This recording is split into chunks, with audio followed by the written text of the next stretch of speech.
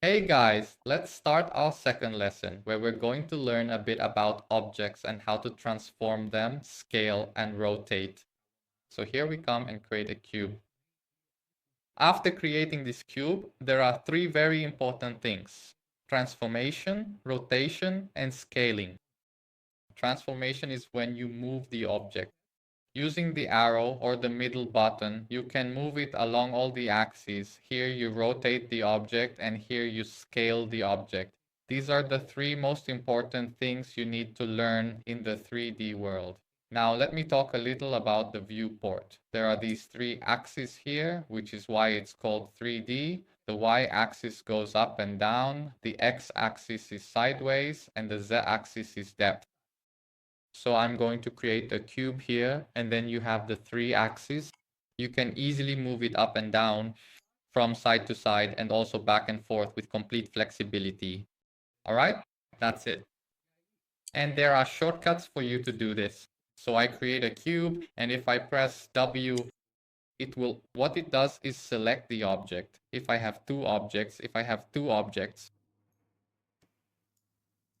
actually, there are three here because I made one. When you press Q, you just select the object. If there's another object, you select it.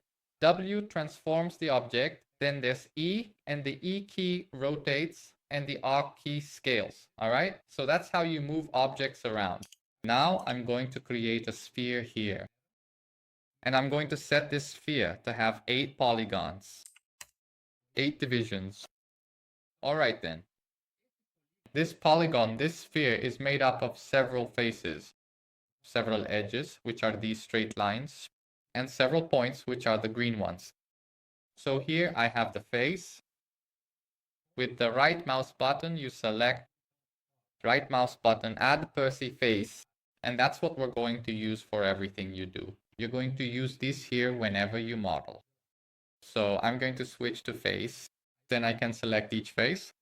And on this face, I can transform, rotate. I'm pressing the shortcuts, right? Or scale, you know?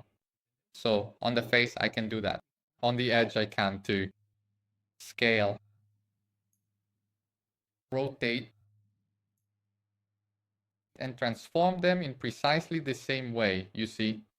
And then you can certainly do this with individual vertices too. So with a single vertex, you can absolutely do this. Transform, scale. Although scaling doesn't really do much unless you have two or more together. How exactly did I select both of them? By simply holding down the Shift key, you can easily click on more than just one, see? And then I can freely rotate, scale, and transform them. All right, so that's essentially it, with all this valuable knowledge that we now possess. With these various options that we currently have available, for example, I'm going to carefully take this particular one and this specific face, and I'm then going to precisely scale them accordingly. And then I'm going to take this vertex and this vertex, and I'm going to scale them to kind of shape this object. All right?